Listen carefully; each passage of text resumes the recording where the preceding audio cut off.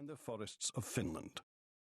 Another whispers that it is outlandish enough to attract a cult readership, if only that readership can be identified. A third, the voice perhaps of my conscience, deplores the exploitation for commercial gain of the outpourings of a ruined man. A fourth loudly protests at this. The man is dead, and therefore cannot be exploited, and the book, though some may dismiss it as a tissue of lies or the fantasy of a damaged mind, is a genuine document with its own relevance for our times. All these and other arguments have jostled in my brain when I have pondered Gideon Mack's story. In the end, what has persuaded me to publish it is its very peculiarity. In 20 years, I have come across nothing like it.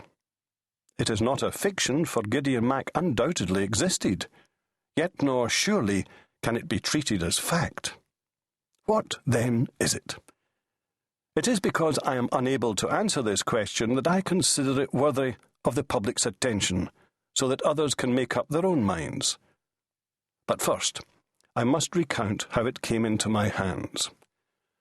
One Monday morning, at the start of October 2004, I received a phone call out of the blue from my old friend Harry Caithness. I was sitting at my desk, sipping my third coffee of the day, turning the pages of the latest edition of our Scotch whisky guide, A Dram in Your Pocket, newly back from the printers. It looked very handsome, all the more so for being a reliable mover, and I anticipated some healthy sales in the run-up to Christmas.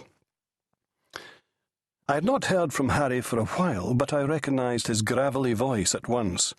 He is a freelance journalist, based in Inverness, but roaming from there east along the Moray Firth and to Fort William and all points north and west. He picks up stories of every kind and sells them to the highest bidder. He is what one might call, and I hope he will take this as a compliment, one of the old school. He smokes, drinks too much, eats unhealthy food at unhealthy hours, and doesn't respond well to sunlight. But he is a first-class reporter, hard-headed enough not to let go of a good story, yet sensitive enough to deal with people in such a way as to secure it. He has also written a book, Crimes and Mysteries of the Scottish Highlands, which I published. It has done very well over the years. I paid Harry a decent advance for it, and twice a year he still receives a royalty cheque, which, as he says, would pay for a week's holiday if he ever took one.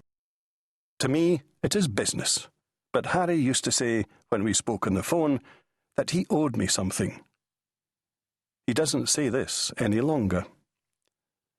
I asked him how he was, and he said he was fine. We might at this juncture have exchanged further pleasantries along these lines, but Harry doesn't do pleasantries.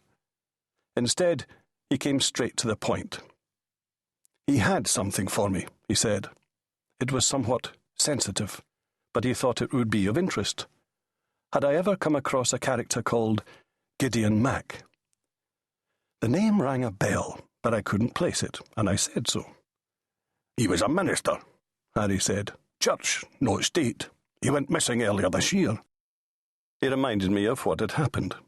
There had been quite a bit in the papers at the time, and as Harry talked, I recalled some of it. The Reverend Gideon Mack had vanished from his Church of Scotland manse one day in January, and nothing had been heard or seen of him since.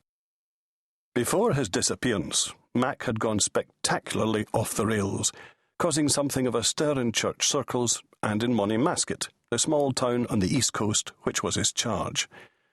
I suspected that Harry was going to tell me that he had turned up and wanted to sell me his life story, a prospect, I confess, that did not fill me with eager anticipation.